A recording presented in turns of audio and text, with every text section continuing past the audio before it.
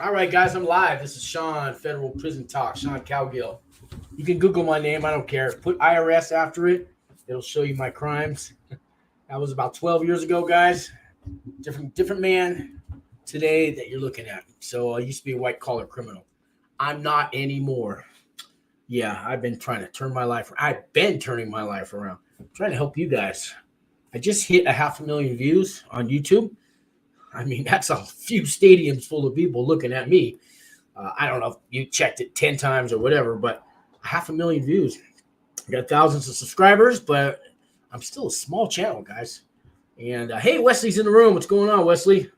Wesley, you want to come on the show? Because here's the deal. My guest, Salty, he's only got a cell phone, and he's been calling me, and he's pushing the links. I sent it to his Facebook Messenger, to his email, to his cell phone, and he's moving back to Jordan next month. He's finally off paper. I told him at least call in, and he's not answering the phone. So, but I'm still going to do a show, man. So, Wesley, I got the link right above you. If you want to come on, no problem. I thought I'm going to do something fun right here because I got my, if you want to call in live, I got the number here. Let me put that up. And if you want to call in live and talk probably about anything, but what I was going to do, I was scrolling through. I got it all hooked up to my computer, and I got the number for Saul Goodman. Better call Saul. Let's call him. It's just going to be an answer machine, but let's hear what he has to say. We're going to Better Call Saul right now. Should be ringing. Hello, hola, ya. Today you called Saul. You've reached the offices of Saul Goodman and Associates, your one-stop shop for all things law. If they've accused you of breaking bad, better call Saul. If you're currently under arrest or in custody, follow my 3 patented rules. 1, keep your mouth shut. 2, keep your mouth shut. 3, don't make eye contact with anyone in a holding cell, unless you're looking to make a love connection. Visit my website for more free advice, bettercallsaul.com. The solution to your problems is just minutes away. That's Saul Goodman on the phone, guys. Drug felonies, press 1. DUI, press 2. Let's press 1. Let's see what happens. Fall on government property, press 3. Illegal animal Nothing happens when I press the buttons. Unreasonably hot fast food beverage accidents, press 5. Wayfair 515 victims, press 6. To continue this message in Tagalog, press star. Your call is important to us. Please continue to hold. So if you want to call Saul, I'll tell you what the number is. It is 505-503-4455. 505-503-4455. Better call Saul. Anyways, guys, just having a little fun. Wesley, New Age Plugs in the room. Hey, the link's above you. Larry, I did time with Larry. Larry, who you put your last name up there today. You're getting brave. Anyways, if anybody wants to come on the show, I'm going to put the link up here again because my guest, Salty, I love the guy to death, but technology is not his thing. He doesn't have a laptop, but I told him you can do this on your cell phone. Salty, if you're watching, anyways, I've sent him the links. I've called him. I'm going to try him one more time, see if he answers, and we can at least get him on the phone, but he wasn't answering. Well, let's dial his house one more time, see what happens. But you guys want to come on the show, I put the link up there. Love to have you. And you can call in live, anybody. Larry says, those cigarettes are bad for you. Man, you used to smoke right along with me in prison. What are you talking about, man? 2 tunas for a cigarette, man. That's what it costs. Salty's just not answering now. I don't know what happened with him, man. Larry, you know Salty. You know how he is. Jimmy. He always had some words to cheer you up. Salty. Yeah, Salty, this is Sean, Salty, trying to get you on the show, send you the links. At least you can answer. I don't know. Well, Salty, I know you got about a month before you leave the country to go back to Jordan. We'll try again later on. All right, I'll hang up with him. Yeah, if anybody else wants to come on the show, New Age Plug, love to have you on. Larry, Wesley, any of you guys want to come on? I got the link up there. In the meantime, maybe I got a couple news stories, what's going on here in the feds. A lot of it's drugs and stuff. I get a lot of calls from people, getting accused of, I'll just say the word accused. Let me share this here. And we'll do a story for you guys. See if somebody comes in, somebody calls up. And let me share this here with you.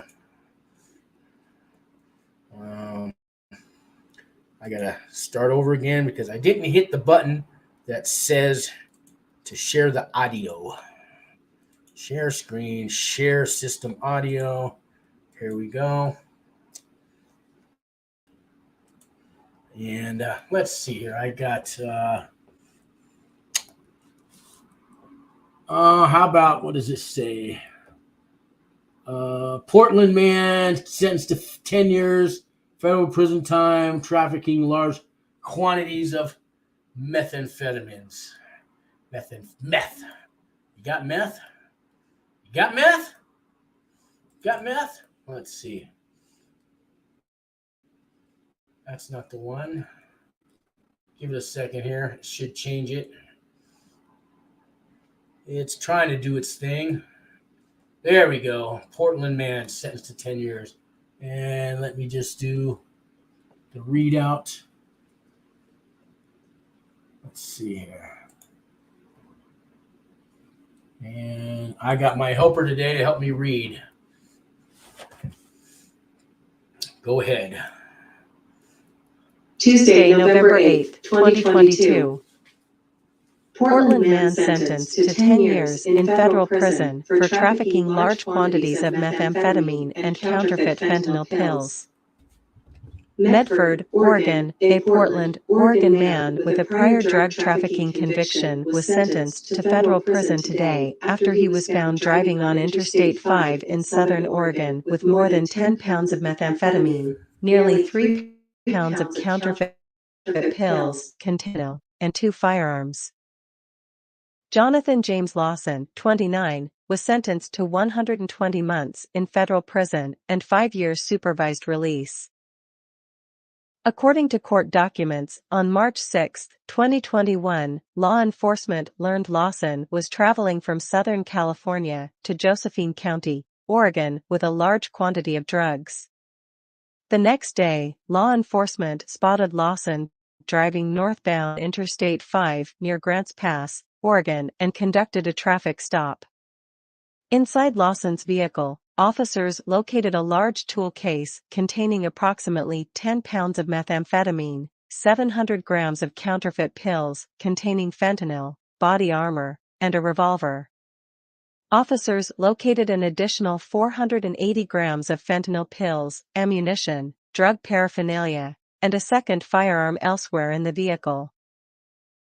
On May 4, 2021, Lawson was charged by criminal complaint with possessing with intent to distribute controlled substances and possessing a firearm in furtherance of a drug trafficking crime.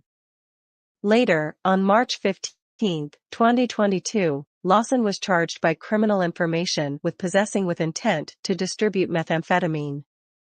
On May 9, 2022, he pleaded guilty to the single charge. This case was investigated by the Bureau of Alcohol, Tobacco, Firearms, and Explosives, ATF, the Rogue Area Drug Enforcement, RAID, Task Force, Grants Pass Police Department, and Oregon State Police. It was prosecuted by Marco Boccato, Assistant U.S. Attorney for the District of Oregon. Let me unmute here. I might have been an echo in the beginning. So I've realized when I do have sounds coming from my other screen, I have to mute myself. I apologize about that. Working on the kinks, guys. Hey, Terrell is in the room with good news. Is it good news? He says, hey, Sean, how's it going? Finally got sentenced. He says it like, finally got sentenced. I'm so happy I finally got sentenced to federal prison. Who would be happy about that? I'll tell you who's happy about that. People on federal pretrial. Because you go through years. Terrell, I don't know if it's been 8 months or 2 years or whatever for you, but I know it's been a living hell. not knowing if you get 20 years, probation, 2 years, and you're out on the pretrial, you're out on the bond, which makes you a nonviolent criminal, and you're going to a low or a camp, 95% chance, okay? Because people that are out on a pretrial bond, you're not a red flag, you're not a flight risk, you're going to the level 1s or the level 2 prisons.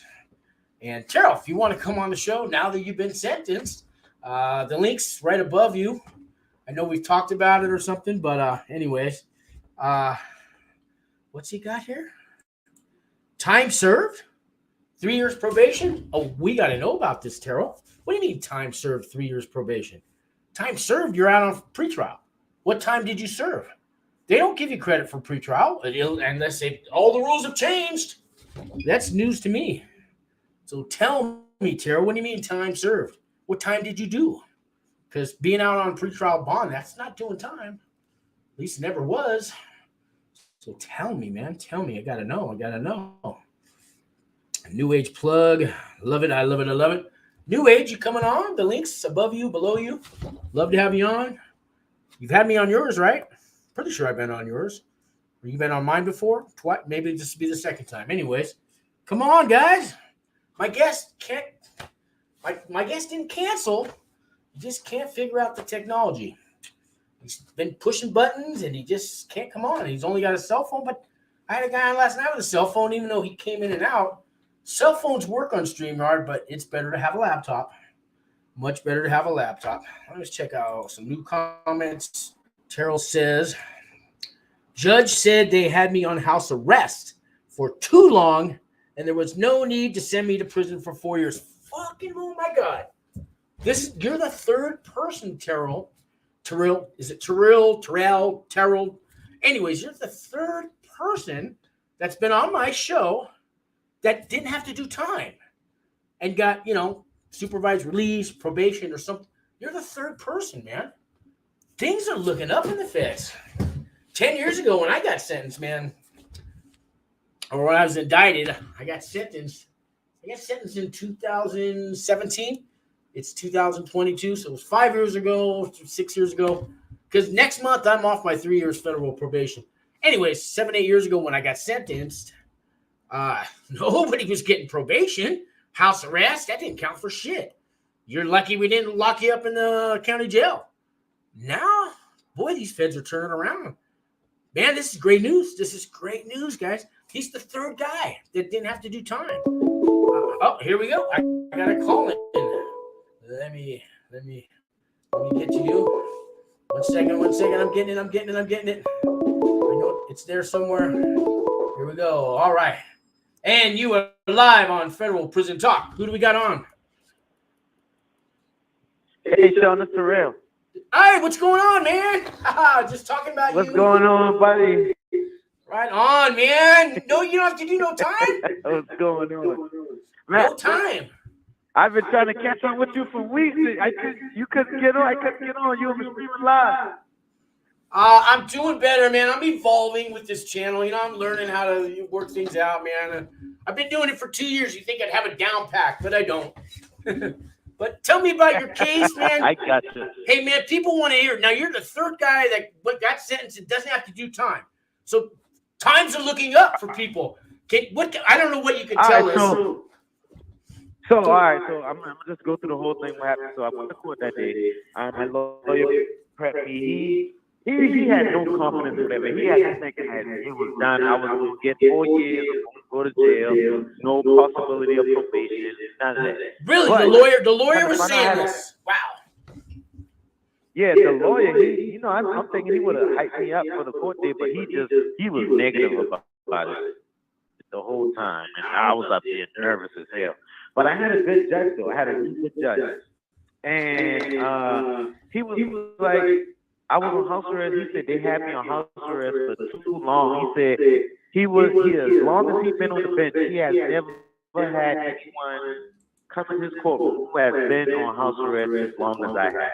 And he said I didn't violate all of the 3 years, didn't piss dirty in the 3 years. I've been working, I've been doing good. What's the point of sending me to jail for 4 years? Sending a man to jail, which changed his life completely. And I had a big support group in the courtroom with me. I had like a bunch of reference letters, like from like 12 people.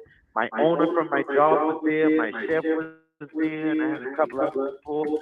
And the judge he saw that I was doing good. I was fine. He was like, "That's ridiculous to try to send you to jail for 4 years because the DA wanted to send me. They was shooting for the 5 years, but the judge said that was ridiculous.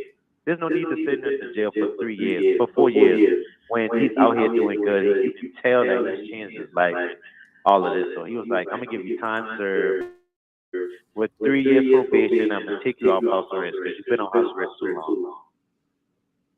Are you kidding me? So And that's how that everything went. you just said is everything we dream of when we're getting sentenced. Yeah, why would you know? But I've never heard a judge say that. That's what we want him to say. Yeah, How he dug into the district attorney's ass. He went in on him because he was like, "It's ridiculous how y'all supposed to give him 4 to 5 years when he's been doing good for 3 years. He's had 2 extra kids. He held a job down. He's been clean ever since. No violations.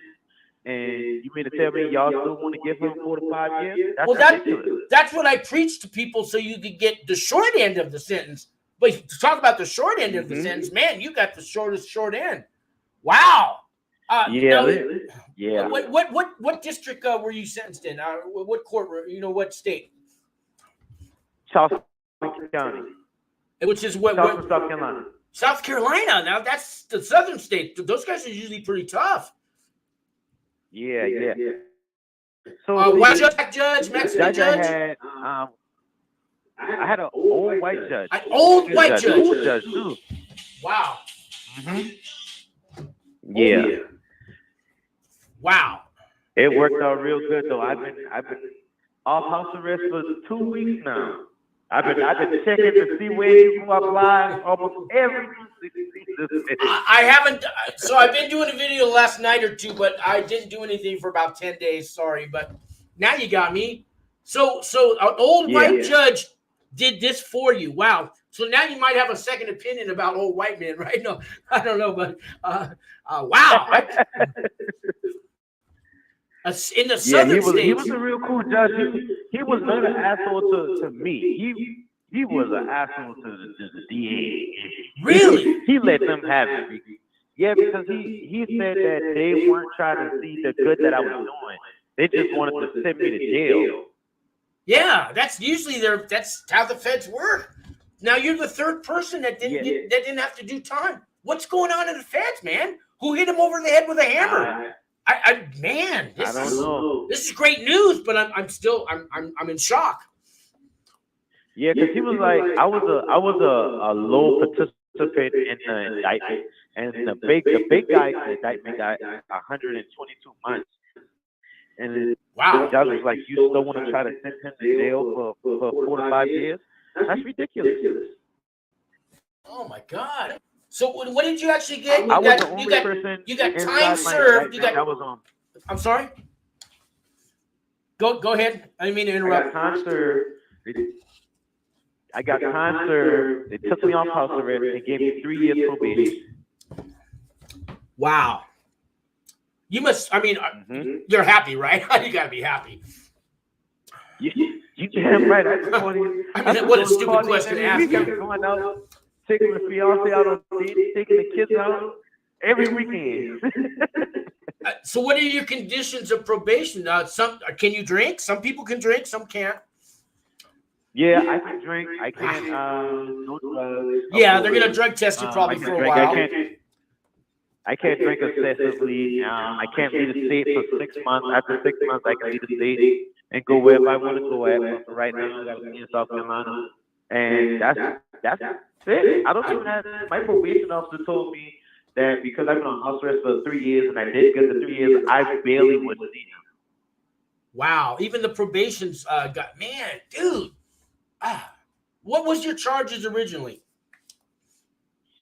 Conspiracy to distribute cocaine and marijuana. 16 pounds of marijuana. 16 pounds? Wow, because 50 grams is a 5-year minimum. It used to be. They're changing all that now, but Woo, dude. I mean, Yeah, see, they weren't concerned about the marijuana. They did not care about that at all. They tried to pin a lot of cocaine on me, but the DA they did the investigation wrong. They tried to pin too much drugs on me, but the drugs that they tried to pin on me weren't mine, and I wasn't in the situation that the drugs that they tried to pin on me. So well, my lawyer got everybody that says out. that, but the feds don't really care. But in your case, man, wow. Mm-hmm.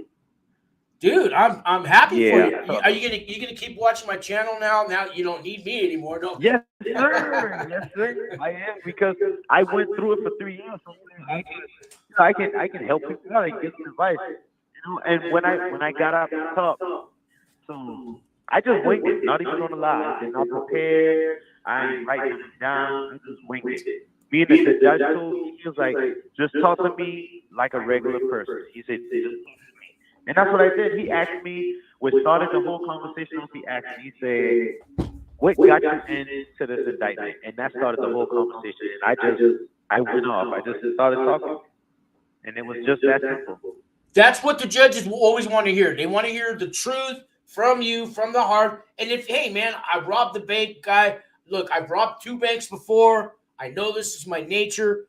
This is what I did. Whatever the truth is, you tell them. And they're going to, that's what they want to hear. And I know you didn't rob a bank. I'm just saying, for example, but the judges want to hear the truth. Hey, I was a drug addict, man. I'll do anything to get high. Whatever it is, they want to hear that. The only reason they charged me with the drugs is because I was a money courier. So the money I got caught with, they put that in the drug weed. I got caught with $151,000 in LAX, and they put that in drug weed. Man. Well, now you can definitely help people, man. And you're giving hope, because I got guys call me all the time. You're the 3rd guy that didn't have to do time. When I started this channel even a couple of years ago, I couldn't say that. I didn't know 3 people that, were fighting a case, pre-trial. Everybody went to prison. Man, you're the 3rd guy that didn't have to go to prison. Yeah, I went into the courtroom thinking I was going to get time. Not even like my lawyer, he didn't have no confidence in it. He just was telling me you might end up doing 2 years or 18 months. Or he said, just be prepared to get time. The judge was completely on my side. Wow. Was this a paid lawyer or a public? What? Paid lawyer? No, I had a lawyer. Yeah. No, not a paid lawyer. The court gave me a lawyer, but I wasn't a public defender though. Yeah, no, they'll give you a court-appointed lawyer that has a contract with the feds, and maybe they do 1 or 2 free ones a year for the feds. I think they still get paid by the feds, but yeah, most public defenders for the federal system. I mean, they do have public defenders, but most people get a court-appointed real lawyer from the feds, especially if you have co-defendants. One of the guys will end up with the public defender. The rest of the co-defendants will get actual real lawyers that the feds pay for. Yeah, I had a good lawyer. I had a really good lawyer. Even the judge even told me, he's like, he saw my motions that I put in to get off the house arrest, but they just weren't trying to make me off house arrest. He said that was ridiculous. They should have been letting me off house arrest about 1.5 years ago. Wow. I got a couple comments for you here. Streets of Atlanta says he probably got safety valve. Do you know if you got that? No, I didn't qualify for the safety valve because when I initially got locked up, I didn't cooperate with them. I wouldn't tell them nothing because I didn't know what was going on. Okay. So for a whole 1.5 years, I didn't cooperate with the government. All right. Next guy, Wesley, he says you got a major echo. And see, I don't really know, guys, because I'm not on the other channel. I don't know if can you guys tell me if there's still an echo? Everybody left. Maybe there is an echo. There shouldn't be though, but let's see here. Maybe if I mute, that might have fixed the echo. Can you hear me now, Terrell? Yeah, I can hear you. All right. I think.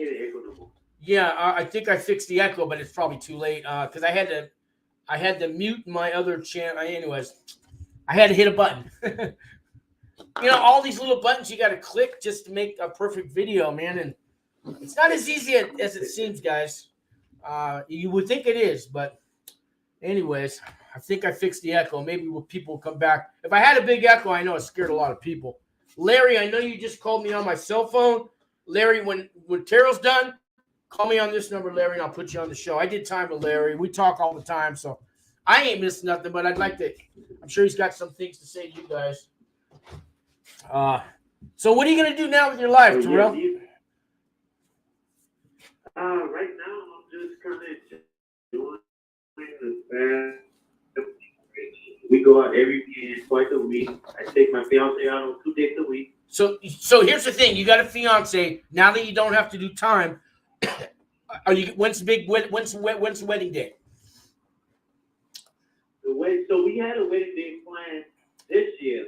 It was supposed to be in June, so it's gonna be the same date. It's gonna be June 2nd, 2023. And now you don't have to worry about her leaving you while you're in prison, because that happens all the time. You're a lucky man. And tell her she's a lucky woman. I sure will. But yeah, I think me being on house arrest was I did help my kids out, honestly. The last couple guys I interviewed, yeah. So the last 2 guys I interviewed, their wives left them before they went to prison. But usually the wife waits till you get to prison, and then they cheat on you, and then they leave you. And in your case, you don't have to go through any of that. That's great, man. No. And you got kids, you said, right? Yes, sir. How old are they? My youngest is 7 months. She's just gonna 7 months Saturday. My next youngest is a year and a half. And then I got a 5 and 6-year-old. And so you're going to get to see them grow up, man. Every moment of it, right? You're going to cherish every moment right now. Yes, sir. I mean, I am. Dude, you got to count your blessings, man. God is on your side, man. You get to watch your children grow up. You get to marry your fiance. You get to live happily ever after. And I mean, I'm serious, man. You think about what I just said, man. Life is precious, dude. Don't blow it again. Yeah. Oh no, that's it. I'm done with the street, man. After probation, we're moving out of this state. Have you learned who your real friends are and who the real family members that love you are since you've been on this pretrial? Oh, definitely.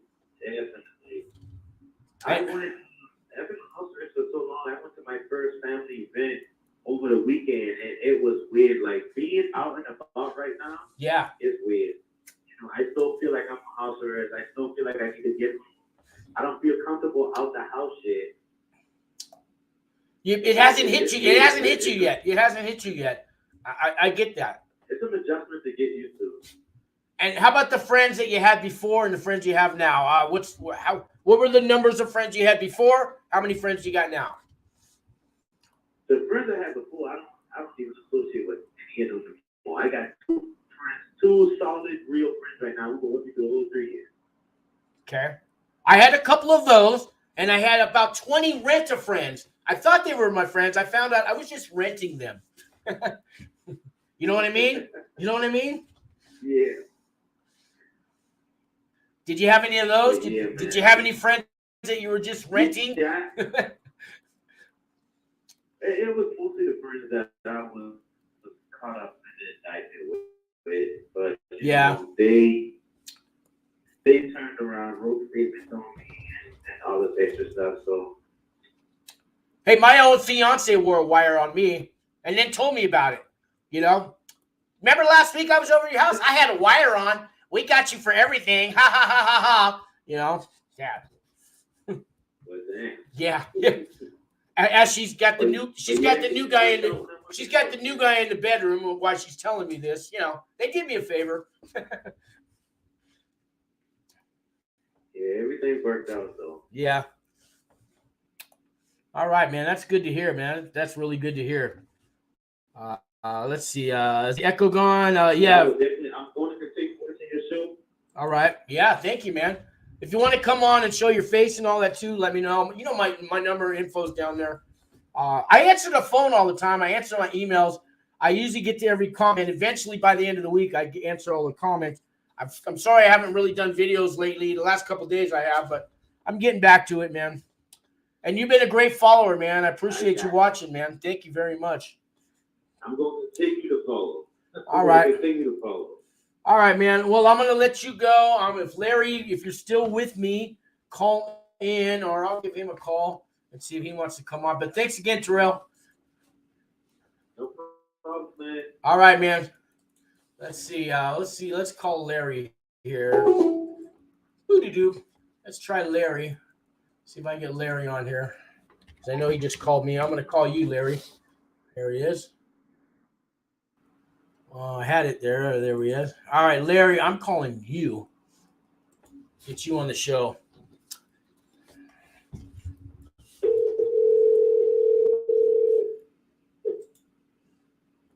Larry, you're live on Federal Prison Talk. I know you called me, but I thought I'd call you. Haha. How you doing? I got you on live, man. Who's this again? Who's this again? Hello? This is the guy in. This is the guy. Is this John Calvio? Yeah, that's right. You can say my name, Larry. You veggie prep guy. Larry did veggie prep at the Supermax with my buddy. Oh my God! Is this the culinary expertise? Yeah. From the ADX Florence? Hey, we were the ADX work. We were the Extraordinaire. we worked at. Didn't we feed El Chapo? We fed the Unabomber. How many trays did we make for those terrorists every day? I can say to an extent that we did feed the Unabomber and El Chapo and Terry Reynolds and individuals of that caliber. Yeah, we sure did, didn't we? Didn't we have fun at that job working at the ADX Supermax? Well, we make the best of a terrible situation. Yeah, we did. We did. Hey, do you remember this? I did a story about the guy. Am I on the show live? You're on the show live. They don't know who you are yet. No. Oh, wow. I'll put a thing here. All right. Well, this is how many viewers do we have? We only got about 6 or 7 right now, but I had an echo before. I fixed the echo, so I think they're coming back.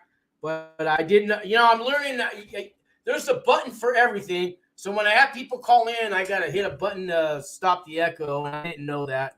So I do know now. Right. Well, I'm live. I tried calling in earlier. I know. I had somebody else on the. Share some of my experiences. What would you like to? Yeah. Why don't you talk about life in a federal prison camp? Everybody's always asking me that one. That sucks. If you can avoid going there by all costs and all means necessary, please do. But if you are wound up and you catch a case and you're going, definitely tune into Sean's channel because there's a lot. He has a plethora of information that will help you out with stuff that I wish I would have known going in and getting out and what to do while you're in there and what not to do while you're in there. And get your affairs in order. If you are on a self-surrender in 30 to 60 days like I was, you know what, get your affairs in order and spend as much time with your loved ones. And once you get there, it's not that bad, but it's definitely not that good. How much time did you do at the camp? Well, the Department of Justice gave me 46 months. I ended up doing 19. I attribute the reason why I did 19 months. I attribute it to God for one, and second was to Trump and the First Step Act and COVID And RDAP, right? So you mean with those three combinations? And RDAP, right? Those three combinations. Well, yeah, but RDAP was part of it, but I was going to get RDAP anyway. Oh, so what do you mean you were going to get RDAP anyways? Happened to be. Huh? Tell people what do you mean you're going to get RDAP anyways? Because people want to, there's people watching the show and they want that year off. I was going to get RDAP anyways because I was a first-time non-violent white-collar offender with no drugs. With no guns. Yeah, but that doesn't qualify you for RDAP, right? Well, once I got there, I realized I was going to get RDAP no matter what. So did you have anything Did you have anything in your paperwork saying that you had a problem with alcohol or drugs? Yeah, that was definitely, what do you call it? The case study, what do you call it?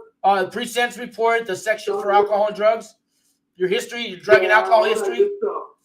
There was history. I mean, I could go into great details about that. Why don't you? Because why don't you? People go into great details. Well, I'm in active recovery. I was 3 years sober now. I was addicted to substances, and even during my during the raid and during the trial and the indictments and the pre-sentencing, I was off and on negative. I would show negative I would show positive test results on my drugs because I was in active addiction. I was going to prison no matter what, so my mentality was like, F it, I don't care, I'm going to prison anyways. And at the end of the day, that kind of was a benefit because I qualified for the RDAP because I had history of substance abuse. So can we get into qualifying for RDAP for people that want to get into it? What does that take? Well, it's a little trickier than that. You know what I mean? If you get caught up in a case and you just like at the last minute start saying, oh well, the alcohol made me do it. I saw individuals trying to pull that in there, and they went to great extent to try and get the paperwork approved. It's better that you have it in your pre-trial and your pre-sentencing report because it's only going to make it easier for you. If you're trying to do it while you're in there, it's going to be a whole lot harder. Don't you think, Sean? Exactly. This is what I wanted to focus on because you remember our director of RDAP, our coordinator, Dr. Coulter Rodriguez. Remember the lady with the blonde hair ran the program? Dr. Coulter Rodriguez? Yeah. She used to say, people come in my office all the time and they want to get into RDAP. And I'll let anybody in, but if you want the time off, that's another story. I'm not going to sit here. You got nothing in your paperwork saying you got to. Yeah. There's a two-part, Sean. Mr. Calco is correct. There's a two-part recipe. You can take RDAP, but that doesn't mean you're going to get the time off because you could have drugs. I mean, you could have guns on your case, and I don't know what they call it, the 401c. I don't even know what. Yeah, gun enhancement, 2.1 enhancement, something like that. Yeah. There's a lot. It's almost like algebra. There's an algorithm to get the time off and to get into RDAP. And you gotta have some. You gotta have something documented. She's not gonna believe you if you got nothing in your paperwork and you say, "Hey, man, I smoked crack for 20 years. Let me in. I'll let you in, but you're not getting no time off." How can you? How do you convince her that you? Again, going back to my case, which is very unique to me. Yeah. Again, like Sean says, I had history with my pre-sentencing, the marshals, the probation office. All of that had history of me failing drug reports. Now, when the FBI raided me, I had methamphetamines on me. Okay. And they didn't even care about the drugs. Hold on one second, because I am driving. The FBI even told me, we don't care about your drug use.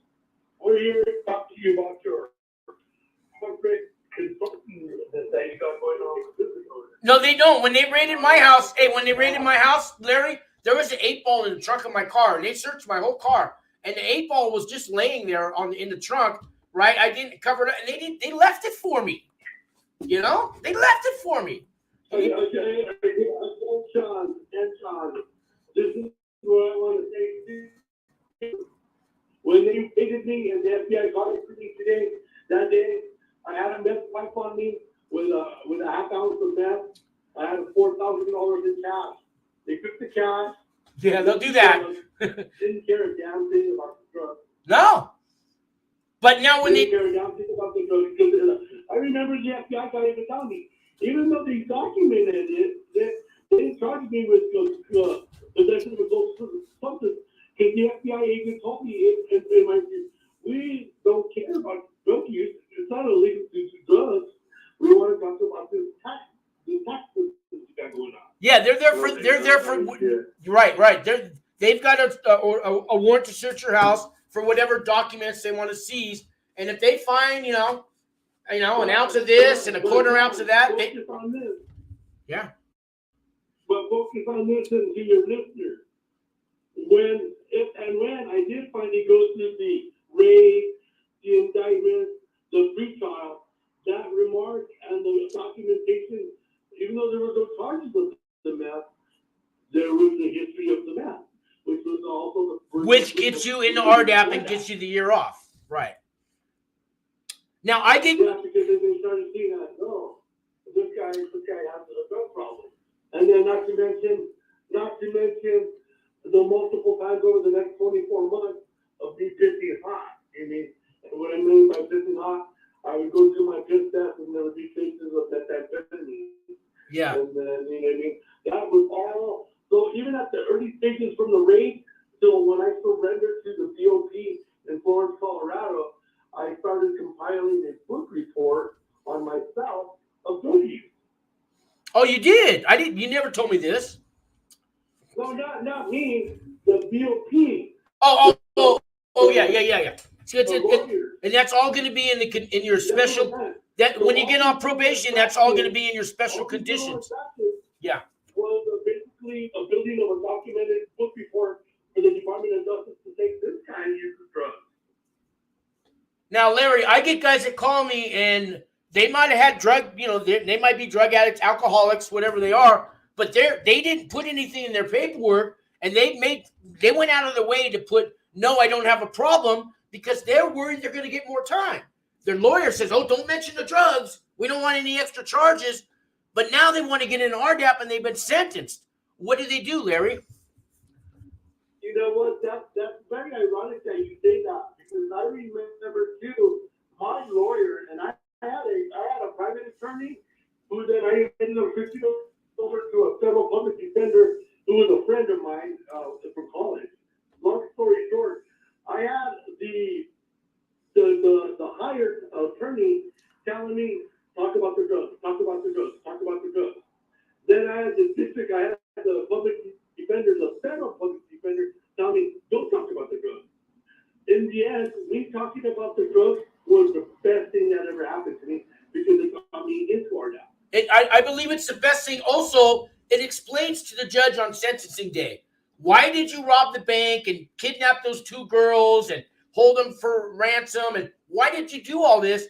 And if you say, because I was a drug addict, he goes, oh, now I get it, I understand. But if you don't drink and you don't do drugs, then you're a sick fuck. I'm sending you away for 20 years, right? Yeah, well, I figure they look at it this way.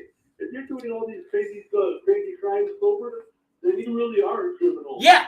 But then at the end of the day, if you're doing it under drugs, you're like, oh, this poor guy, he's just an addict. He needs help. And they understand. He punished people for help. And Larry, I have a solution for that. Now, I'm not that I'm leading into a commercial, but like a lot of these prison consultants, they'll charge you $5 and $10,000 to go see a licensed director of a drug program, a counselor. I got two guys. One's right here in Albuquerque, Leroy Lucero, and then I got James Saberi out in San Francisco.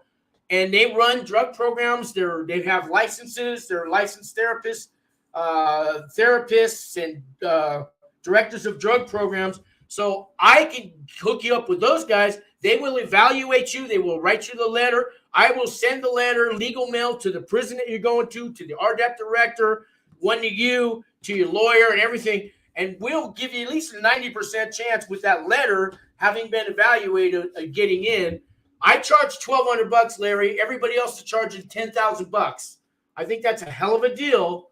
So if you have the need to get an RDAP and get that year off, give me a call and I'll hook you up with one of these licensed, drug and alcohol directors of programs.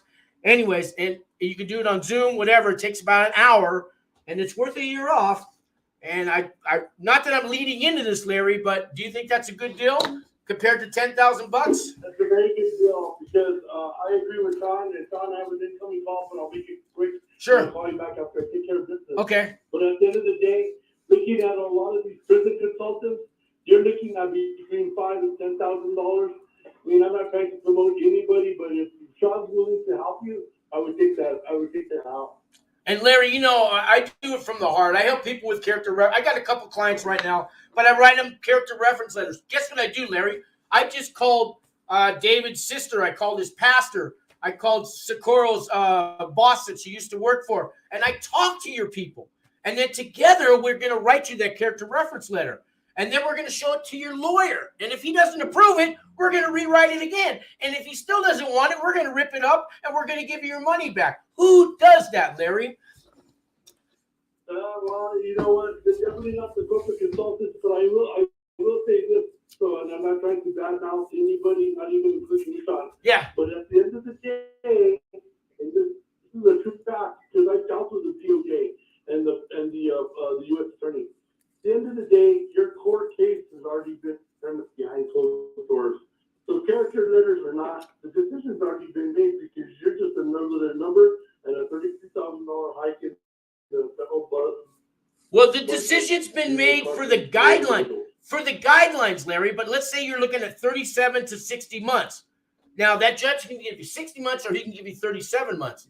So what you say to that judge, your character references letters, people that show up on your sentencing day, everybody that shows up and talks to the judge in your behalf, it's all going to make an impact on the judge. Well, maybe I don't need to give him the high end. Maybe, right? I'm gonna go with 50%. Okay. I agree with you, and I see what you're trying to do. No, I get it. I had over 50 people. Had 50 people in the courtroom, and at the end of the day, they gave me what they gave me. But see, Larry, that's overkill. That's overkill. I don't recommend you have more than 5 people talk to you and 5 letters. Because if you got, I talked to other individuals, and you know what? They go in there with their family and little babies, young kids, and the judge does what they do anyway. Well, see, now that's different because now the judge is going to go, oh, you got 3 kids and a grandmother that's 80 years old, and here you are, you still committed the crime. Why should I give you time off? That should have been reason enough for you not to commit any crimes. Yeah, that's going to piss off the judge more than it's going to help. I agree. I'll call you back in a little bit. Yeah. My point was, you want to convince the judge that now that you are guilty and you've been indicted and you're before him on sentencing day, how have you changed since you've been indicted, right? You need to convince the judge that you've learned your lesson, you've taken accountability. Yes, I did it, Your Honor, I'm guilty. But look, I've done some changes. I once a week, I volunteer at the food bank. I go to NA meetings. I go to AA meetings. I've done everything right with pretrial. I've done everything. And you might be like Terrell, who just got credit time served. You might be like the last 2 guys. There was TJ and Nicholas. All 3 of those guys didn't have to do any time, but they convinced the judge that they changed their ways. Okay? Not that you changed your ways before you got sentenced. I mean, before you got indicted, but now that you've been indicted, you've changed your ways. And that's what I want to help you guys with. And there's Terrell back in the room. Let's catch up with some comments here. So, I fixed the echo. Genghis says, elbow. Hey, Genghis, you want to come on? I'm gonna give you the link, Genghis. I'd love to have you on, man. Because let me put the link up. Genghis, there is the link. That's sauce. Now it's the sauce. Now he just goes by Genghis, but he's done time and he's a good guy now. So Genghis, I hope you come on. There's the link. And here's Terrell. I had 6 people talk and 12 letters. My letters weren't from family members. They were from people in the community. Yeah, the family letters, I don't know. Family should maybe show up in court and talk for you. But the family letters, everybody's going to have those. You know what I mean? But if you can get your some people that you worked for before and coworkers, and people that kind of associated with you, but, they're not your family. So because your family's always going to say something good about you. Or if they're going to say something bad about you, then you don't even want them there, and you don't have them there. But yeah, Terrell, I get it. And like Terrell, he got credit time served, which is you're the 3rd person, Terrell, in the last month I think that I've interviewed that got no time. Things are happening, man. Things are going on. Let me get this one out of the way here. Let me see. I'm trying to hide something here. Live online. No, I don't want that. Hide that. Call in live. Yeah, there we go. And hopefully Genghis will come in the room if you're still there, Genghis. And Wesley, the offer's there, guys. Come on in. Say hello. Let's chop it up. Let's tell people what prison's like. All righty. So let's see. I think I'm caught up with the comments. Let me see. Yeah, Terrell, he got time served and 3 years probation. Man, that's so awesome, man. So awesome. So awesome. All right, I got another news story, and hopefully Genghis comes in the room. In the meantime, let me pull up a news story. What's going on in the feds today? Let's see here. Let's pull it up. And let's see here.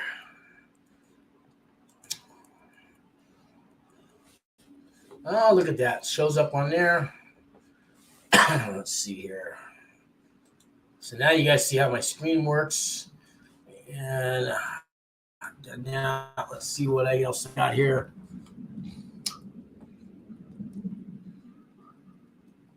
Inmate walks away. I did that one last time. Character reference letters. Federal prison for gun violence. Oh, yeah. Here's one. It's a guy, another gun charge. And I've been getting calls about gun charges. I guess they're cracking down on gun charges, guys. So let's see. Now I got his picture on this one. So let's see. Let me get my little helper here, and we're going to read about it, and we'll show his picture. Federal prison for gun violation. Posted November 8, 2022. South Bend, Indiana, illegal gun possession has landed a Michigan City man time in federal prison. Sergio Adams, 33, was sentenced in United States District Court in South Bend after pleading guilty to being a felon in possession of a firearm.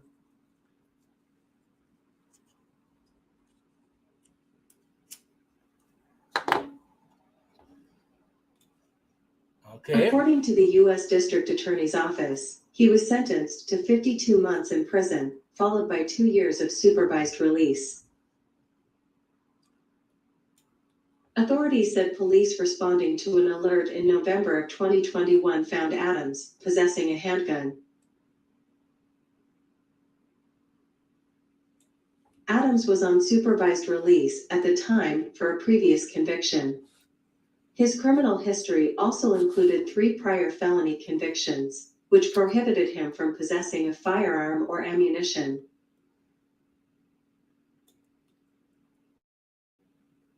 According to court records, his prior arrests were for crimes such as criminal recklessness with a deadly weapon, intimidation, and battery.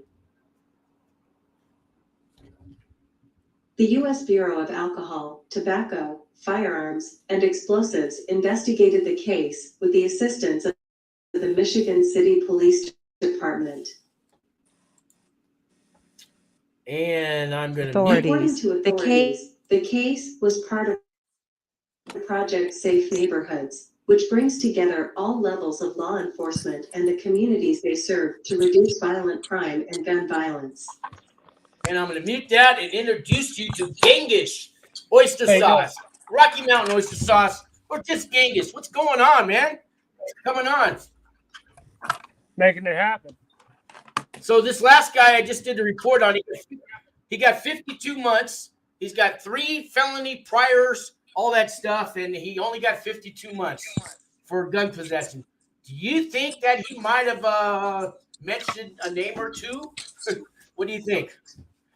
How do you get 52 months charges with three prior prison sentences?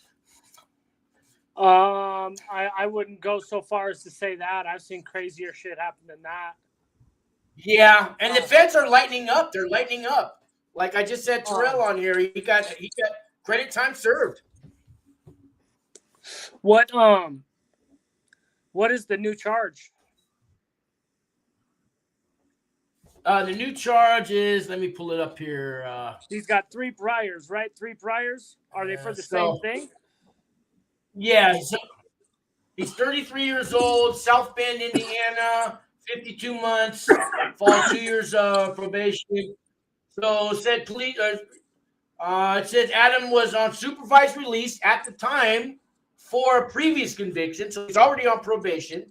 His criminal history included 3 prior felony convictions, which prohibit him from possessing firearms. Yeah, we know that. For what though? What are the criminal convictions? That matters. His prior arrests were criminal recklessness with a deadly weapon, intimidation, and battery. And his new charge is those are arrests though. What was he convicted of? That's what matters. That's what I'm the not judge has to saying go it. on. Okay, you know what? The article doesn't really say that. He was, it just says included 3 prior felony convictions, which prohibited from possessing a firearm. And court records say his prior arrests were for crimes such as criminal recklessness, intimidation, and with a deadly weapon and battery. And that's really all it says. It's a short article. But yeah, so a lot of the questions.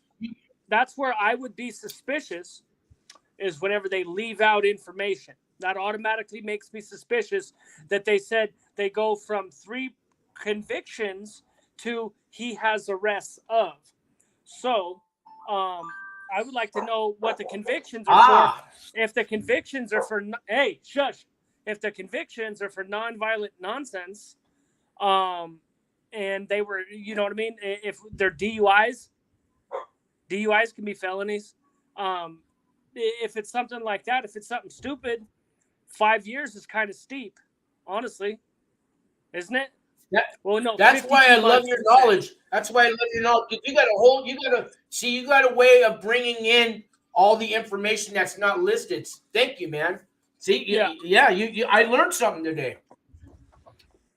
I would what is the statute now? They give you 5 for a pistol, right? 5 years. Is that right? It's supposed to be a 5-year mandatory. I just dealt with 2 guys that were guests this last month. One guy got 37 months. The other guy got 3 years. They went below the mandatory minimum. And I know they didn't snitch or nothing because I've been talking to them on the phone and all that. I know they didn't do that. I just know, okay? I'm going to believe that they didn't do that. And they went below the mandatory minimum. And both of them were felons with a gun. So that's supposed to be mandatory 5 years, and they didn't get it. Yeah. I've seen them break the rules. If we're going to be honest, I've seen them break the rules a lot of times. And the law, the way the law is set up, it's supposed to be so that, the totality of the circumstances, which means the person that you are and the person that you are and the crimes you have committed are part of the totality of the circumstances. And so can you elaborate more on the person that you are? What is that entitled? This is why you have character witnesses, right? This is why you have people show up to speak for you, right? They're speaking for who you are. So that's what I mean, the totality of the person that you are.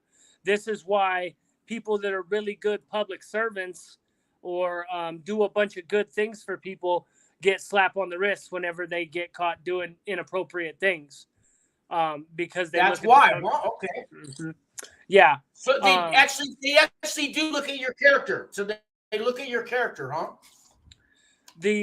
A jury is always supposed to look at the totality of the circumstances whenever they try to convict you, and the judge is always supposed to look at the totality of the circumstances whenever they sentence you.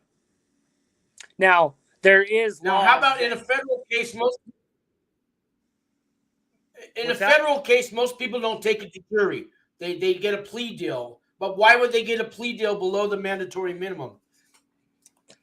I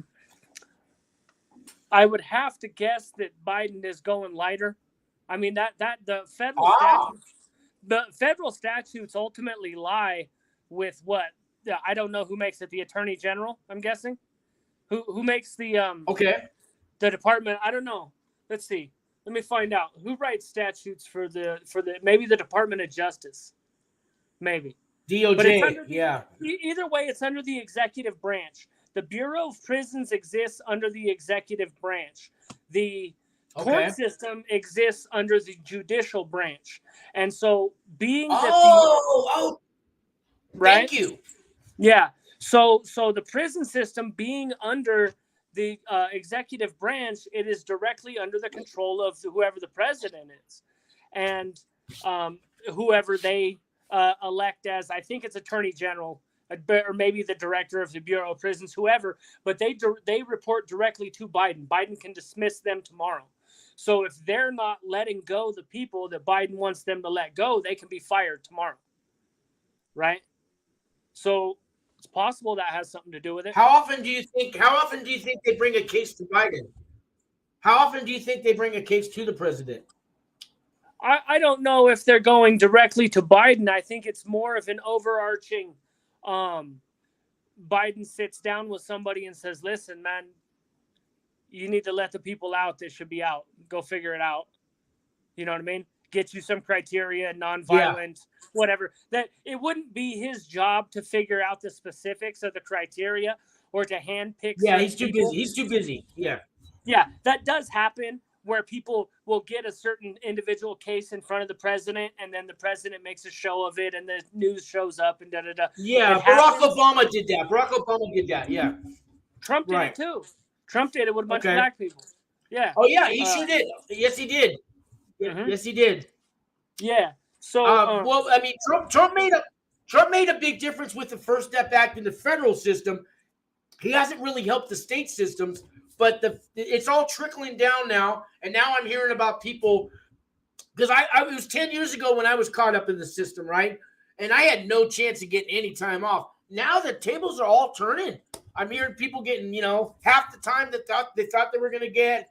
You're getting credit time served, like Terrell, and things are changing in the feds, and I don't know why. I'm happy they are. What do you think?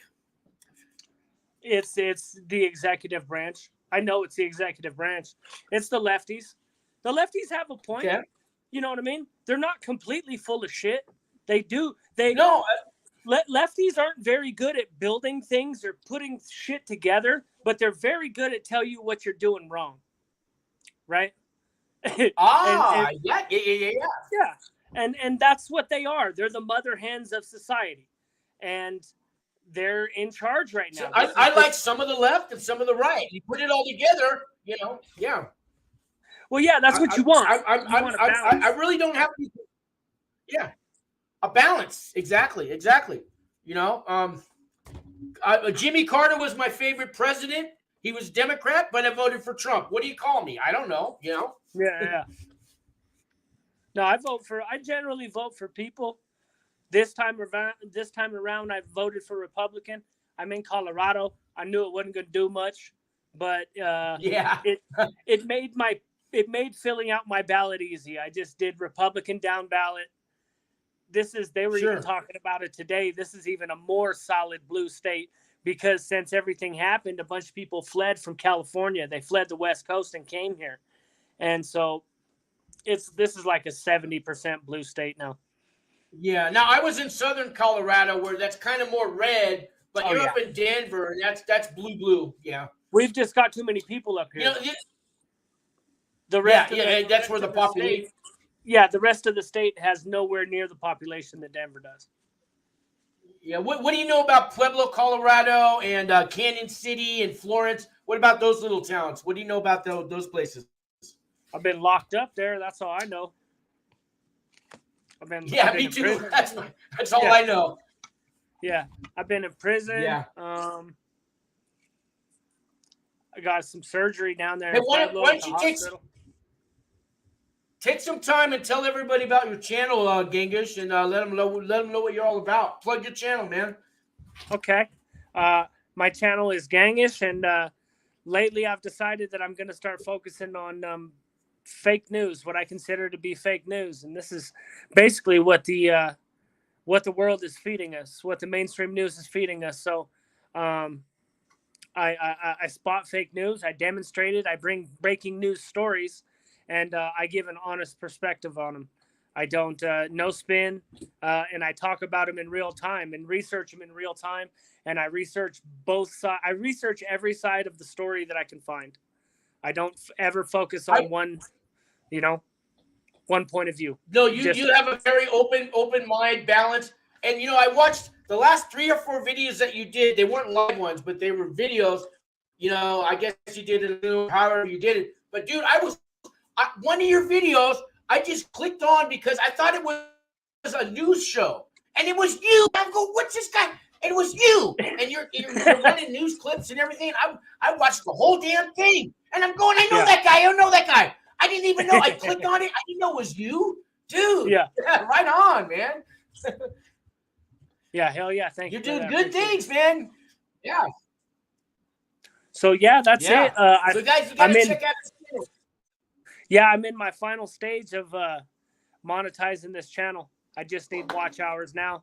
I graduate college in December, so like a month and a half out. That's right. Tell everybody about the college. Yeah, I want to hear more about that. What's going on with your college education? I'm in my final year of a degree. Let everybody know what you're doing with your life, man.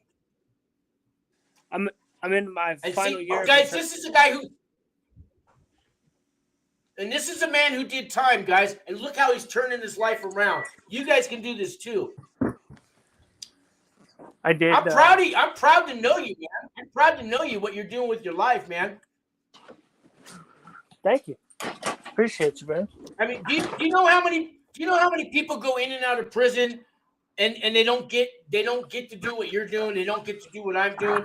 They just know they're going back, but this time they're gonna come up bigger and fatter, and this time I got a new connection, and this time I'm not gonna get caught. And you know that mentality, right? Yeah, you got a better connection this time.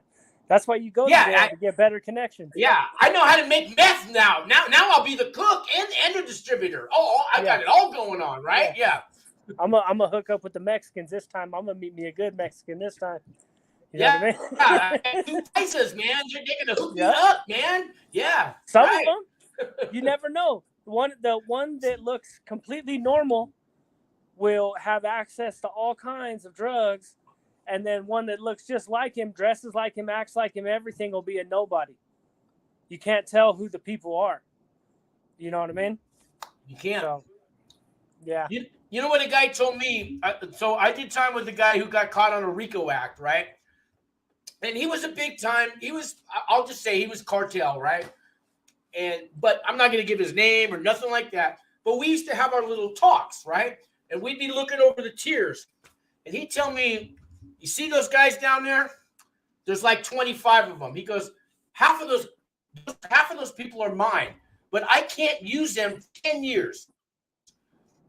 Get out of prison, and it takes 10 years before I bring them back into my organization. And that's what he told me. So they got to wait 10 years. And he says, in my business, we have to give them the 10. I don't go 8 years. I don't go 9 years. I don't go 7. I wait 10 years. Then they can come back in my organization. Have you ever heard that? And we had these little talks. I don't know why he used to talk to me. Maybe I listened. I was a good listener. I don't know. But he would like to tell me these stories about how the cartel runs. And I know his name, and I'll never tell a soul. But you know, I was honored that he would talk to me. You know. I never talked with him about any sort of politics. I never spoke with him much in prison. I dealt with him on the street. It was business the entire time. Everything was strictly business. And you don't like speak to them about like, oh, hey, you're from the cartel. You know what I mean? It's not like that. It's like, hey, how you doing? I got a bunch of stolen. This guy. I never even asked this guy who he was. The only thing I did was I used to drop off his mail. My hustle in prison, in the camps, I could go to the mail call and they would let me take 20 people's letters, right? And then I go drop them off. I charge them $5 a month.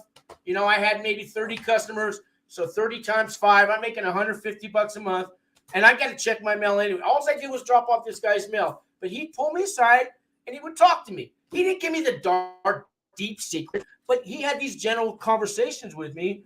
Why? I don't know. He, you know, like I said, I'll never say his name. I won't even tell you on the phone his name. I'll never give him up. Yeah, there's but no reason. You know, yeah, you know, I appreciate that. I didn't ask him any questions. He just wanted somebody to talk to. I guess that would. I guess you live with this stuff in your head, and maybe you want to tell somebody what you do with your life. I don't know. You know, I don't get it, but you know, like I said, I'll never give them up to nobody. You know. Yeah, human beings like to talk. You know, we like to talk to each other. You know, We do. I mean, it can be hard to keep secrets sometimes if you actually want to talk to people about it. You know. I'll tell you another secret that I have said this on my show a couple times, but I never said this in prison. So we had a guard. So I used to play my guitar, right? And I used to play in front of the barber shop, and there was a doctor's office. Anyways, I had a little bench, and I'd sit there and I'd play like Creedence Clearwater Revival songs. This guy, we called him the Beard. He would come by and he would request a song, and he would throw me a cigarette, right? And then I'd play like, you know, have you ever seen the rain, right? Or, you know, Stuck in Lodi, whatever it was. He always requested a CCR song. And then when he came back, he'd throw me another cigarette. Thank you. And don't worry, this is between me and you. And at first, I don't think he believed me. I never told anybody until I got out of prison, right? And this guy would give me cigarettes. And I never said nothing. I never tried to take advantage of him. I never asked him for an extra cigarette. I never said, hey, man, what song do you want to hear today? Nothing like that. He would just toss me a cigarette and keep walking. And I kept that secret the whole time, you know? Yeah. I don't know. I say it now, and I did say he was called the Beard, so maybe I gave him away, but I think he was getting ready to retire. I don't even think he's there no more. But no, I was able to keep secrets, you know. Am I keeping it now? No, I'm not keeping the secret now, but yeah, I've been thinking about that because I did that interview with my homeboy in prison. There's a 100% chance that interview was recorded, and that the gang coordinators listened to it. 100% chance, yeah. huh? Not 100%. And so there's a 100% chance that the investigators are watching my channel. I do know that. So this is something I've been thinking about for the last couple of weeks. I'm starting to be a lot more careful and thoughtful about the things that I say, you know. Be careful. My probation officer watches my channel, and I'm off probation next month. She said she's going to come on as a guest and answer all your questions. She's a federal probation officer, but I've had four federal probation officers. They all watch my channel, but they've all given me approval. They said I'm helping people, I'm helping me, and I'm staying out of trouble. But they said, watch what you say, because our bosses are also watching you. Yeah. Yeah, So, I believe that. And they don't work for the BOP. So if I say bad things about the BOP, they don't work for them. They're working for the Department of Justice. So, you know, I guess it's okay. But I haven't had any problems yet. But, you know, you're right. You're right, Genghis. Hopefully they're to watch you. You know what I mean? And that's all that's going to happen. What do you think's going to happen? I'm not worried about them or talking about I'm not worried about criticizing the government or anybody like that, or even the BOP. People openly do that. That's not an issue. I'm just talking about like being more careful as far as what I talk about, crimes that I talk about, and people that I talk about, and things of this nature. You know what I mean? Yeah, you don't want to have anybody get another charge because of something that happened on your show. Yeah. Exactly. Whenever I interview people getting ready to go to prison all the time, and I always tell them, do not talk about any crimes other than what you got convicted of, and even then, be careful. But I don't want you getting any extra charges because you came on my show. You know, you got to be careful. So what's going on in the YouTube world with you and like Big Weavy and Harvey Talks Prison, and what's going on? I haven't really been in touch with you guys the last couple of weeks. What's going on with our prison genre world out there on YouTube? Weavy's killing it. Weavy's like a game show host. And he's doing those 3, 4, 5 hour lives, right? That was like the late show with fucking Jay Leno or whatever, you know what I mean? No, Conan. Conan was on after Jay Leno, right? He's killing it, man. Yeah, he's the late show. and VPS is doing good. VPS is in the drama. Yeah, Rich doing good, huh? Yeah, he's beefing with some people. Yeah. And Harvey's chugging right along. New Harvey's Age doing good, Plug, too. New Age Plug. He's New Age Plug's just rocking the YouTube streets out there. He's good. He's growing. His channel's growing. Everybody's channel's growing, steadily growing. Yeah. You know what I mean? It's all good. It's all love. Right, man. I just hit 500,000 views. I just hit 500,000 viewers, man. Nice. I never thought that would happen, man. Ever. Yeah. Yeah. So you never know. You know, Netflix just sent me an email. They want to sponsor me, but I'm not sure if it's a scam. They didn't ask for money. I'm going to write them back. So it is a scam. It is a scam. I don't know, but it's funny though. I don't know. It's probably a scam. Well, they sent it to my. Well, they sent it. I have a federal prison talk email, and I don't even know how they found it. Yeah, they sent it there, and they just want me to write them back and say yes, I agree, or no, yes, I would like you to sponsor me, or no. But I'm not sure if it's a scam. I Googled all their emails. I tried to, see, nothing comes up that that it is a scam. But I don't know. What do you think? I don't know. Maybe Netflix is hurting for content. I don't know. I don't follow Netflix. They said that, if I put it, if I had 100,000 subscribers, I would believe it. But I don't. I don't respond to anything that I don't solicit. So if I don't ask you to call me, I probably won't. Unless you leave a message, I'm not even going to get back to you. I don't like emails, any of that. If I didn't email your company first, I'm not responding. I don't respond to shit.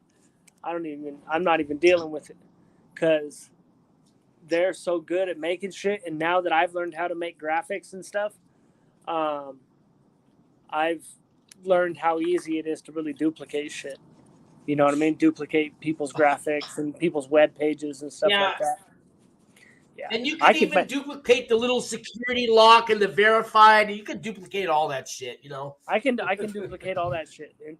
I can get around all that shit. I can make a website. I can make a fake website, right? I'm not sure how to do the banking stuff to get the money out, but I know how to make a fake website and get people to do stuff. You know what I mean? I've never been good with financial stuff. I have no idea how to do that, but I could make the fake website and I can make it look like it was a real website. Make it capture people's information. I made a fake Wes Watson YouTube page. Did you? I shut it down. I just had fun with it. I was going on channels and saying, "Hey, I'm Wes," But yeah, anybody can do that shit, That's why they're handing out these handles now. Yeah, the handles. I just got one. That's so nobody can fake your handle. That's a good thing. That's what we, back in the day, I was in the CB radios when I was a teenager back in the 80s, and we had a handle, and the truckers didn't like us taking over their airwaves, but we didn't care. We were teenagers, and we would all have CB radios in our house, and we, did our little shows and stuff like that. And that's kind of what YouTube is today on a much larger scale, and especially when you got guys like Big Weavy and all that doing these 5-hour lives. That reminds me of my CB radio days. Killing it on the CB radio.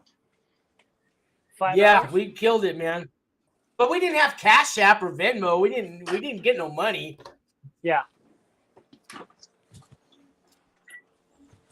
Got some pizza rolls. Yeah. Cracking. So what do you need? How many more watch hours do you need to get monetized? Like 1,600 more or something like that. Okay, that's not too hard. I mean, most of your videos are more than 30 minutes long, right? Oh, I'm I'm counting on the lives. The lives are where it's cracking. I just didn't go live. How do they track watch hours on a live though? How do they track that on a live? What do you mean? How do they track it? Well, because right now, I mean, I got guys coming in for 5 minutes, and 2 minutes, and 30 minutes. Well, how do they know it's who's all coming in? It's all going to get averaged out on your peak concurrent viewers. right? Do Okay. you know this metric? You know the metric I'm talking about? Yeah. So Yeah. So you can do the math right there. If you have your peak concurrent viewers, and then you look at the graph, and then you have the amount of time that you were online, you can do the math right there. I could do it by hand if I needed to. I can't do it in my head, but Right. so you could I you get could it. figure out the metric. It's not incredibly complicated. Here's a question for you. I don't know if you've ever been in a low security, but Streets of Atlanta wants to know how much cash do you need in a camp or a low?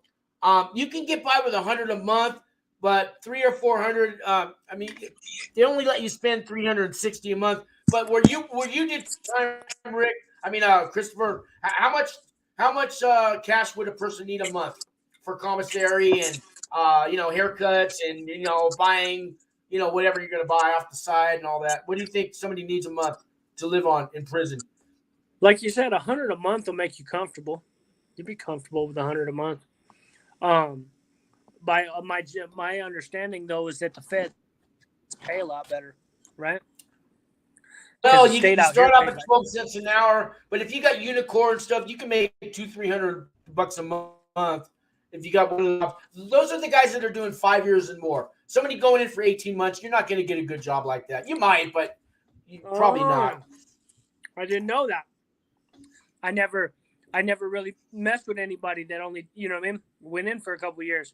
So, because everything I've always known has been that the feds pay fantastic. That like out the Yeah, gate. but that's they have grade 1, 2, 3, and 4. You get to grade 4 and you've been there 5 years. Even washing dishes, you can make $140 a month, but you've been there for 4 or 5 years. You work your way up to that. I got Frank now. Frank, I thought you went over to Florence. Frank, are you already out of prison, or are you watching me? So Frank went to Florence, Colorado camp where I was. Frank, are you sitting here watching my show? I mean, if you are, dude. But what's going on, Frank? Man, are you out? Are you already out? Oh, he's live from Leavenworth camp. Frank, you're sitting there on the cell phone so they transfer you to Leavenworth because I know they shut down the RDAP in Florence. So I'm guessing they transferred you to Leavenworth to do the RDAP. And now you're in the RDAP building with a cell phone watching my show. What the fuck, Frank? What do you think of that one? They give them phones now? Yeah, well, they buy them. They're about $200-300. Frank, can you take the cell phone and show us what the prison looks like? I mean, as long as you're guilty, do it. Show us some. He says, yes. Damn, Frank, you can come with that cell phone, dude. They're going to send you to the low. They're going to take away all your good time. You're going to be locked up in the SHU for 90 days. You get 500 free minutes on the phone now in the feds. Get rid of that fucking cell phone, dude. I'm sorry, man. But, it ain't worth it. You get caught with that shit, man. What are you going to do? 500. You get 500 free minutes on a phone in the feds? Yeah. You can only talk for 15 minutes. After 15 minutes, they cut you off. And then an hour later, you can call again. And you get 500 minutes a month for free. For free now. None of that, $1.80 a minute bullshit. It's all been wiped off. Yeah, they shut down that company. Somebody finally realized that was some scumbag shit. Yeah, that company got sued and they went out of business. They filed Chapter 13 or whatever they did, but yeah, that company's no longer telecom, communications, whatever it was. Now there may be a new contract coming in next year. You know how they work, the good old boy network. But for this year, it's 500 free minutes. No, that's what my homeboy told me because my homeboy's calling me all the time from the joint. And I was like, man, homie, I know these are getting expensive because they used to be $5 a call. He was like, nah, man, they can't charge us like that no more. Yeah. He said they passed the law. They can't charge them like that anymore. Yeah, they've been cracking down. Yeah, they got. It cost. He him says like about 10 more months. something like that. Yeah, I was telling people to get a Google Voice account for the local neighborhood where your prison is at and save you a lot of money. But now they don't have to do that. So Frank says he's got 10 more months to do. They shipped him to Leavenworth. Frank, I love you, Frank. You know, we've talked and all that before you went into prison. But, dude, you got to get rid of that. So even if you're renting the cell phone, so Christopher, they rent cell phones, right? You give somebody, $10, you can use my phone for an hour, right? And still, all those numbers you dial, you think you delete them and all that shit, they still find it. If any of those numbers are connected to any of your people's paperwork that your visitors, or if they can trace that to you, you're not going to be in that camp anymore, man. Now he says I'm out. He says about 10 months. Now he says I'm out. Yeah, what, Frank? First you've got 10 months to go, and now you're out. Come on, Frank. I know you're just. This is my cell, Frank. I know I'm putting you on blast, but Frank.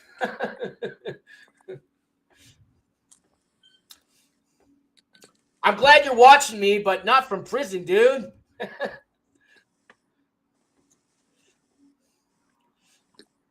Oh, well, what are you going to do? TikTok's full of cell phones from prison, right? When I was in the joint, I seen a couple cell phones, but only a couple, and people kept those things low. So I don't know what all this craziness is that they show now, where everybody's making videos in their cell and all this other shit. Yeah, they got YouTube channels now, Yeah, that's all. And they're getting monetized. And they're getting monetized, Are they? Some of these guys are. It says they got, 3,000 subscribers and they're in prison and they're showing their TikTok videos. I don't know. I heard TikTok doesn't pay nothing anyways. Chinese don't want to give up no money, right? They just don't pay much. Neither does YouTube Shorts or Facebook Reels. Facebook, I heard you got to have 10,000 followers. Could be. Yeah. And was it you that was saying Rumble is actually charging you? Because I'm on Rumble too. Any video I do now, I don't do any work. It just automatically goes to Rumble. Like in 72 hours, this one will be on Rumble. But I heard they're charging you now, like $10 a month. Have you heard? Was it you that was saying that, or was that Rick or somebody who was saying Rumble's charging? It's probably not charging you right now, but whenever I sign up for something and start putting in, some time and energy into it, I look at what its application is going to be in the future, and what I see is a step-up program where if you go look at the pricing programs, they're built so that the better you do, the more money they're going to charge you. That's just how they're built. But if they're charging you money, aren't they also paying you the revenue for your videos? Or yeah, I mean, if I'm making $100 a month and they want to take $10 away because YouTube takes 30%. Mm-hmm. I mean, yeah, no, you're 100% right. So $10 is really nothing. YouTube takes 30%, which could be a lot more than $10. Yeah. And the better you do, so I don't think Rumble's that bad. It's going to go all the way up to $100. The largest tier is it will. Yeah, the largest tier is $100. Okay, so let's say I'm Wes Watson and I get $20,000 a month from YouTube, but YouTube's going to take 30% of my $20,000. If I'm getting $20,000 from Rumble, they're only going to take $100 a month at the most, right? That's not bad. I don't know about that. That's like the bare minimum. No, because Rumble takes 40%, dog. Oh, that's what I didn't know. That they take 40%. Yeah, Rumble takes plus the $10. Yeah. Yeah, 40% plus the $10. 40% plus up to 100. Okay, now that makes an impact. Yeah, and the $10 is it doesn't matter if you get any money at all, you still owe them that $10 or $100 or whatever. Really? I have like 300 Rumbles, whatever that's worth. I don't even think that's nothing, but 300 Rumbles. I don't even know what that means. I don't know if that's Does that get you watch money me or Has it got you any money? No, nothing. It always says 000.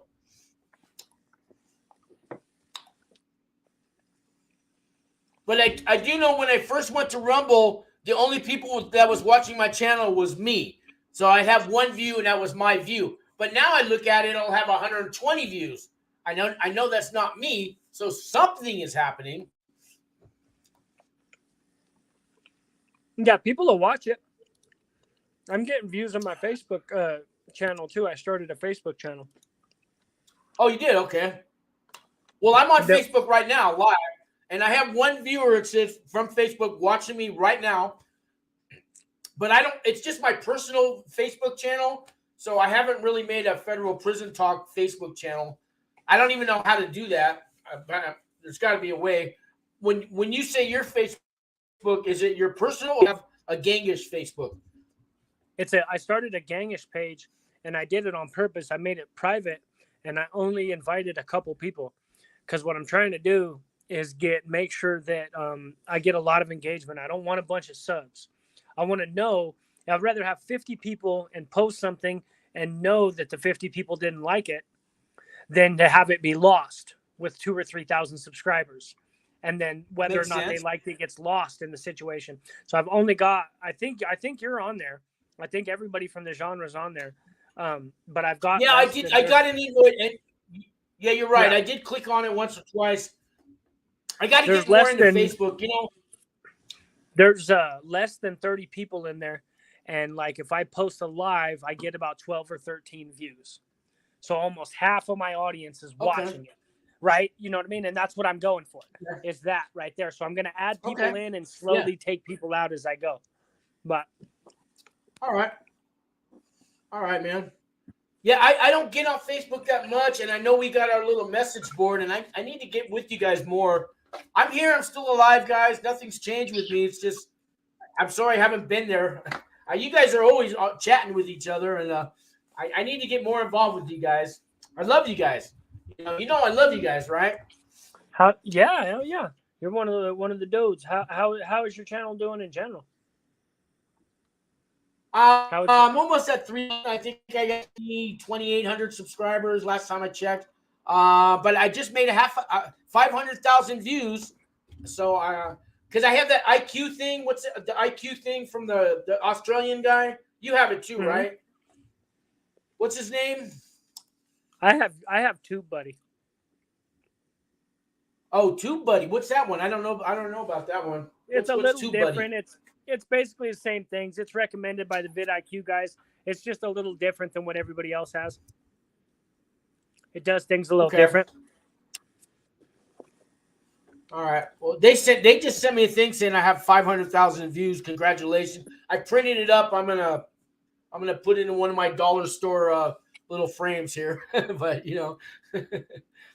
But I want that silver. I want that silver YouTube thing with 100,000 subscribers. That's what I want to get. So, did you or have you monetized your channel yet? Oh yeah, I've been monetized for about a year now. I get about my last check was $269 for last month. Okay. Is it going up? Is what I would ask. It pays some bill. It's going up because the one before that was 180. So it went up almost $100 in a month. So things are happening. It pays some bills. You know what I mean? Hell yeah. That's Yeah. right. I probably should get into merchandise, and I get a lot of money on Cash App and Venmo and donations, and then I have my little side business. I write character reference letters for people and stuff like that. I got two new clients this month, and so I charged them $500 each, and so I made $1,000 this month. But I do the work. I put my heart into it. Like I said, I call their references. We work together. We write the letters. I'm doing what I do. People charge $10,000 for. I'm charging $500 for. But my heart's in it, and I really want to help these guys get a better sense. But I turned down a guy that wanted to pay me $10,000 because he was an asshole. He was a pompous fucking prick, white collar asshole that hadn't learned his lesson, and he was completely innocent. And he had a $200 million fucking restitution. this guy, I talked to him for an hour. I turned him down. I don't want to do his business.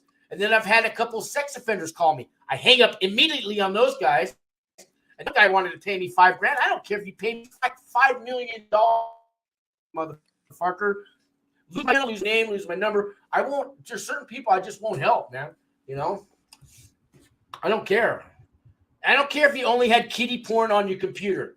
You're a scumbag, and I don't want to talk to you. Now, if you're 18 years old and she was 16, that's different. We'll talk. I get that. But a 5-year-old kid and you're 46 years old, no. You know what I mean? Did you see that video I did the other day about that dude Scott Ritter? Yeah. I tell people about that one. That was good. Scott Ritter is next Marines weapons expert, a UN weapons inspector that got caught playing with himself in front of what he thought was a 14-year-old girl, and they gave him 18 months. He went and did his 18 months, and then he went away. But because he's an expert on war, whenever the Ukraine war started, Scott Ritter started back up. And they're starting to let him back into the mainstream media again. He's got a YouTube channel called Scott Ritter News. And he's starting to show up. He's starting to show up in the mainstream news again. They're starting to interview him on mainstream news channels. Kind of sounds like Anthony Weiner. Remember him? Yep.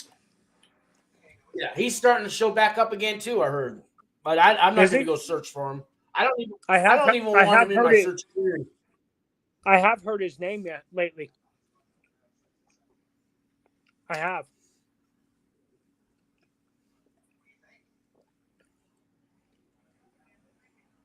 Yeah, just telling his name right now, I shouldn't even do that. You don't want to give these guys any credit. You know what I mean? But. Well, I want to know what's called. I want to expose him because they're like I said, they're letting him back they're letting him back around, you know? Well, I'm there. If you want my back, I'll help you expose him too. I'm all for that. I just think it's a symptom of a larger agenda that seems to be okay with pedophilia. Well, they got this. What's it called? NAMBLA. It's NAMBLA or MAMBLA, something like that. Men for. Anyways, they're going to actually start. I guess they're going to be protesting and doing marches and parades. It's for men who love little boys. Yeah. And they're the victims. And you've heard of that, right? Yeah, I thought they dissolved that group. I thought they got rid of that group. They're back. Oh. And now they're victims. And now now they're protected species, whatever you want to call it. And that's one thing that the left is actually promoting in schools with this CRT, the critical race theory and all that. I like a lot of stuff that the left does, but the shit they're teaching our kids got to go. I don't need a 5-year-old thinking he needs to be a woman when he's born a boy. You can wait till you're 18 to decide that bullshit. You shouldn't be taught that in school by some fucking transgender teacher. You know what I mean. There's certain things that's like stop. Let the kid grow up. Let if a boy wants to wear a wig and play with Barbie dolls, that's all good, right? Let him do that. Let him get it out of his face. Whatever he turn into it on his own. Don't teach him that it's okay to do and have the rights to do it and be called a woman because his pronoun is she and her and all.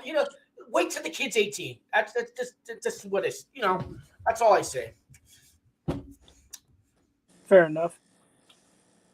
I know that opens up a lot of but wait till you're 18. I had to wait till I was 18. You wait till you're 18. That's all I say. When you're 18, whatever you want to be, whatever pronoun you want, I'll call you Mrs. I'll call you her, whatever you want when you're 18. But don't take my tax dollars and teach a 5-year-old kid that bullshit. That's just me. Yeah, I feel you. All right, brother. I grew up in San Francisco. Some of my best friends are gay, flames, all that shit. They're good guys. They're not child molesters. There's a difference between a gay guy and a child molester. Most gay guys I know hate child molesters, okay? So there's a big difference, and people don't even know that difference. You know? I got nothing. If you want to be gay, that's all great. Fine. I have no problem with gay men, but I have a problem with teaching a 5-year-old kid that he can decide if he's a boy or a girl at 5 years old. I just have a problem with that. You're born with a penis. Deal with it till you're 18. When you're 18, whatever you want to be, I'll co-sign your bull. I'll co-sign it. I don't care. You know, just. All right, brother. Well, I got to jump off. Yeah, me too. I you. said enough. I'm going to get going too. Thanks for coming on the show, man. If Later, anybody brother. made it this far in the video, God bless you for listening Yeah, to right. us. Later, brother. Anyways, check out Bye. Genghis on YouTube, guys. All right. Thanks, man.